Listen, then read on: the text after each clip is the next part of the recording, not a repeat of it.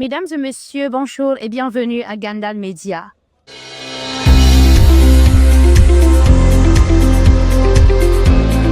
Ce matin, nous sommes avec notre premier invité qu'on va accueillir dans notre émission. S'il vous plaît, monsieur, est-ce que vous pouvez vous présenter? Bonjour madame, moi c'est Raymond Baman et je suis auteur du roman intitulé Les Lumières de Lampedusa, paru chez les éditions Gandal en 2021. Ok. Vous êtes l'auteur de ce roman, Les Lumières de Lampedusa, n'est-ce pas? Alors, est-ce que vous pouvez nous parler un tout petit peu de votre roman? Les Lumières de Lampedusa, est une œuvre sur la migration clandestine. C'est un roman qui retrace le parcours d'un jeune victime de conditions lamentables dans son pays et qui estime que rester au pays et sortir de sa disette est pratiquement quelque chose d'impensable. Donc, voici une raison qui va le motiver à quitter son pays, ses parents, pour tenter ce voyage aujourd'hui que nous connaissons tous, qu'on appelle l'immigration clandestine. Je crois, de façon un peu brève, c'est ça un peu l'histoire du livre. Parce que là, la scène se déroule dans un pays imaginaire. Vous savez, nous les écrivains, généralement, nous avons cette capacité de créer des mondes inexistants. Le pays s'appelle Ifriki. Mais Ifriki, pour ceux qui ont déjà lu le livre, ça peut ressembler à beaucoup de pays africains, puisque les réalités qui sont décrites dedans ne sont pas que des réalités guinéennes, ce sont des réalités qu'on retrouve dans la plupart des pays de l'Afrique subsaharienne. Donc, je crois qu'un individu vivant dans ce pays imaginaire qui est frappé par des mots tels que la misère, la pauvreté, extrême, il faut le dire, et le chômage, n'est-ce pas? Donc, il pensait tout naturellement que rester dans son pays était pratiquement quelque chose qu'il ne pouvait pas du tout accepter. Donc, je crois que c'est ce qui va le motiver véritablement à aller en Gambie. De la Gambie, comme vous connaissez le parcours des migrants, en traversant des pays comme le Burkina, le Mali, le Niger, la Libye et tenter un voyage dans la Méditerranée pour aller en Occident. Donc, je crois que je vous ai dit de façon... Ok. Et aujourd'hui, vous êtes aux 72 heures du livre qui est à sa 18e édition, bien sûr, et que vous voyez vos œuvres exposées ici, que les gens viennent acheter, surtout la jeunesse. Comment vous vous sentez? Non, c'est toujours un plaisir. Vous savez, nous, les écrivains, ne valons rien si nous n'avons pas de public. Ce qui fait la grandeur d'un écrivain, c'est écrire pour toucher, en quelque sorte, un public. Parce que nous sommes des porteurs de messages. Si nous portons le message, ceux à qui le message est destiné, nous souhaitons qu'ils le lisent afin qu'ils puissent comprendre effectivement le contenu de ce que nous voulons réellement exprimer. Oui, c'est un métier dans lequel on ne vient pas au hasard. Si on décide d'écrire, c'est parce que forcément on a quelque chose à raconter, on a quelque chose à dire. Et aujourd'hui, ça fait plaisir de voir que mon livre est exposé aux 72 heures du livre. Et je crois d'ailleurs que ce n'est pas une première fois, puisque le livre a été publié depuis 2021. Dans de nombreux salons qu'on a fait, le livre a été exposé. Le livre a été exposé au Salon international du livre de jeunesse à Conakry, où j'ai animé de nombreux panels. Le livre est 4 fois ou 5 fois exposé aux 72 heures de livre. Le livre est tous les ans exposé au Salon de la lecture, n'est-ce pas? Donc, vous voyez, je crois même lors de l'édition 2023, il y a des événements vraiment qui m'ont marqué lors du Salek, où des élèves sont venus exposer sur le livre. J'ai été vraiment ébahi parce que là, je me disais, oui, ces gens sont vraiment dans ma pensée. Ces gens ont vraiment compris le message que j'ai voulu vraiment véhiculer et ils ont été capables, n'est-ce pas, de relater cette histoire de manière vraiment touchante. Et ça m'a marqué l'esprit. Et au-delà, le livre a été aussi présenté dans de nombreux concours. Les différents concours liés au défi lecture. Le livre a été exposé dans de nombreuses préfectures en Guinée. Moi, en tant qu'auteur, j'ai fait des voyages dans beaucoup de préfectures pour parler du livre. Je crois que c'est pas un livre méconnu. C'est un livre aujourd'hui qui est connu, puisque certains professeurs de français aujourd'hui prennent des extraits dans le livre pour les anciens en classe. Tout ça, c'est quelque chose vraiment d'impeccable, c'est quelque chose de vraiment touchant en tant qu'écrivain. Parce que nous avons toujours un public que nous visons. Si le public est réellement au diapason de l'information que nous transmettons, ça nous touche vraiment en tant qu'écrivain. D'accord. Alors, Monsieur Raymond, tout dernièrement, vous avez remporté un prix littéraire du président de la République. Alors, quels sont vos ressentis?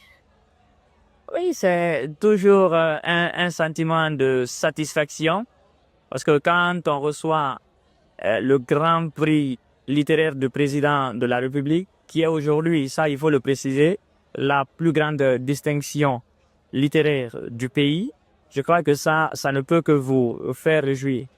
Et surtout que les critères de présélection et de sélection ont été vraiment rigoureux parce que pour la première édition, c'était vraiment rouleux.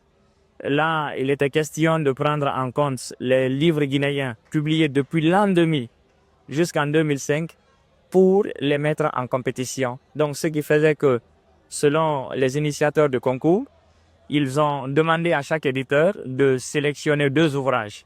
D'abord, la première bataille a été remportée lorsque mon livre a été choisi par mon éditeur. C'était déjà une véritable marque de confiance parce que dans le catalogue de Gandal, ouais, c'est une maison qui existe depuis 1992 et la période de 2000 à 2025, Gandal a publié beaucoup d'auteurs. Donc le fait que M. Ali Ousso, mon directeur, ait pensé à moi en me présentant à ce prix, c'était déjà quelque chose de très bien. Et ensuite, le prix s'est aussi élargi à d'autres maisons d'édition. Ils ont fait pareil, c'est-à-dire que entre 2020 et 2025, ils ont sélectionné chacune les 2 meilleurs livres. Donc, je crois que ce sont les 2 meilleurs livres de chaque maison d'édition depuis 2020 qui se sont retrouvés en compétition. Oui, c'est là l'enjeu de cette compétition. Et lorsque le jury de présélection qui était constitué, je crois, de 7 membres s'est prononcé pour déclarer les 7 ouvrages finalistes, c'était un premier pas franchi. Et sincèrement, en tant qu'écrivain, j'ai bien accueilli la nouvelle. J'étais vraiment heureux parce que pour moi, même si ça se limitait là, c'était quelque chose de bien. Vous voyez, il y a beaucoup de livres, hein, il y a beaucoup d'éditeurs aujourd'hui en Guinée et puis on fait un tri. Pas cette fois-ci en parlant de vote. Il y a beaucoup de prix littéraires dans le pays dans lesquels on demande aux gens, n'est-ce pas, de voter. Oui, ce sont des prix qui n'ont pas de valeur ajoutée sur le plan littéraire. Mais ici, la sélection a été faite par un comité spécialiste de la littérature, puisque le comité lui-même est composé d'écrivains éminents, reconnus sur le plan national et international. Je crois, le premier jury était un jury national, mais tous étaient des écrivains. Donc, ils ont lu le livre, ils ont déclaré les 7 finalistes et à l'issue de cette présélection, il y a eu un nouveau jury qui a été constitué de 5 éléments. 2 sont étrangers et 3 sont nationaux. Voyez un peu. Donc, le jury vraiment a fait un travail de fond et il s'est prononcé hier. Et ce qui a rendu l'événement beaucoup plus solennel à mes yeux, c'est le fait que nous ayons été reçus par le président de la République. Ça, c'était vraiment quelque chose de grand parce que là, j'étais vraiment content que le président de la République puisse donner un prix à un écrivain. Vous savez, généralement, nous, les écrivains, on a beaucoup de problèmes dans nos pays. Hein? La plupart de nos confrères sont en exil parce que nous sommes des gens qui parlent de réalité sociale et qui parlent de réalité sociale, qui décrit les véritables problématiques qui s'opposent à la nation, peut parfois toucher certaines sensibilités, notamment la classe gouvernante. Vous voyez, généralement, nous sommes dans la critique constante envers les chefs. Mais si le président Mamadi Doumbouya laisse tout cela de côté pour célébrer l'intellectualité, pour célébrer l'intelligence, pour célébrer, si vous voulez, la lecture, je crois que ça, il a fait quelque chose de noble, quelque chose de grand. Là, il a montré hier, en tout cas pour moi, qu'il était vraiment un grand homme. Vous savez, généralement, ça, franchement, je suis sans mots. Donc, le prix que j'ai reçu hier, je le dois aussi à mes éditeurs, puisque le travail a été exigeant. Vous savez, le livre, c'est tout un processus. Hein? L'écrivain envoie le manuscrit et puis voilà, il y a un processus de transformation. Je crois que les éditeurs ont été rigoureux et le résultat de leur travail, c'est ce qui a porté fruit hier. Donc, je crois que mon éditeur, j'étais avec lui dans la salle de la présidence. Il était heureux comme moi. Parce que dès que mon nom a été cité et que je suis venu près de lui, voilà, l'accueil a été chaleureux et moi, je lui devais tout. Hein, et je lui ai remercié. Et l'ancienne directrice des éditions, directrice littéraire de Gandal, Madame Marie-Paul, vraiment, c'est une personne à qui je dois ce prix. Et si je suis parvenu quand même à ce niveau, je la dois sincèrement ce prix. Voilà, c'est une dame vraiment efficace, une dame qui connaît son métier, qui connaît son travail, qui est exigeante et qui connaît bien l'écriture, qui ne fait pas de faux avec les écrivains. Et je le dis en connaissance de cause, je suis vraiment content d'elle. Alors, Monsieur Raymond, cette année, aux 72 heures du livre, leur thème porte sur jeunesse et numérique. Quels sont les conseils que vous pouvez donner à cette jeunesse? Quels sont les appels que vous pouvez donner à cette jeunesse?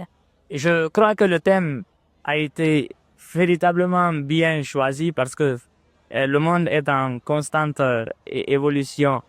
Vous savez, la dynamique de la technologie s'impose aujourd'hui à toutes les sociétés. Hier, la technologie n'avait pas encore atteint ce stade de perfectionnement. D'ailleurs, on parlait des technologies de l'information et de la communication. Mais compte tenu de nouvelles réalités qui sont apparues, aujourd'hui, on parle de nouvelles technologies d'information et de la communication. Donc, je crois que c'est vraiment la physionomie de ce nouveau monde. Et si nous avons des jeunes qui sont nés en ce moment où la technologie passe à une révolution constante, je crois que dans le domaine du livre, il doit y avoir aussi une nouvelle orientation. Et c'est pourquoi aujourd'hui, les éditeurs, non seulement qui produisent des versions papier, mais aussi qui pensent à développer des contenus en ligne, ils ont compris effectivement notre monde. Donc, je crois que déjà ça, c'est quelque chose de très bien. Et le conseil à la jeunesse, c'est qu'il faut dire à la jeunesse de ne pas se laisser, si vous voulez, détruire par la technologie. La technologie n'est pas conçue pour détruire l'humanité.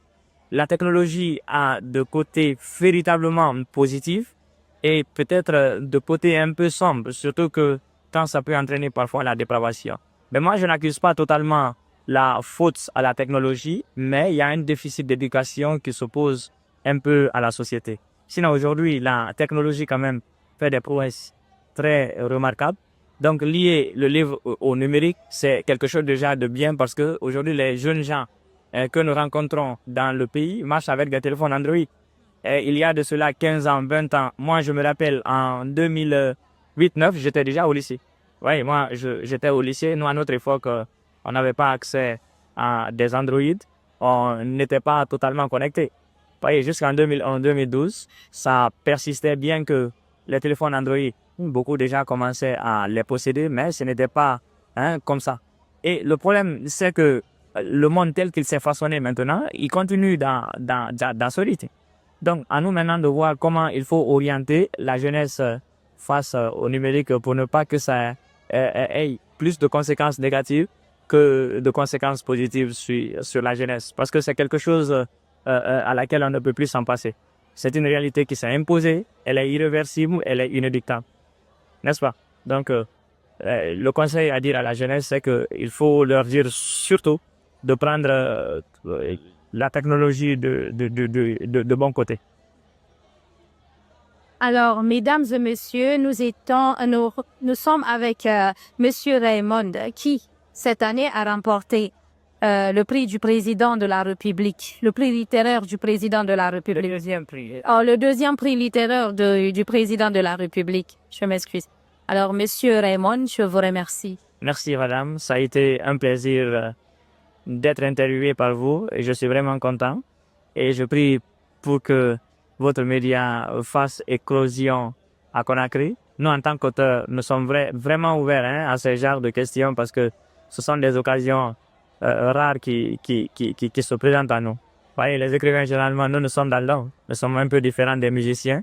Donc, à chaque fois que nous avons des opportunités comme ça, c'est quelque chose de bien. Puisque ça nous permet aussi de communiquer sur ce que nous avons déjà fait, consigné dans les documents, et aussi une occasion pour que d'autres puissent nous rencontrer ou nous voir, ne serait-ce qu'à Cali. c'est important. Voilà, vous parlez tout de suite du numérique, je crois que tout cela, n'est-ce pas, c'est quelque chose de bien. Je vous remercie franchement pour le temps passé. Merci, monsieur.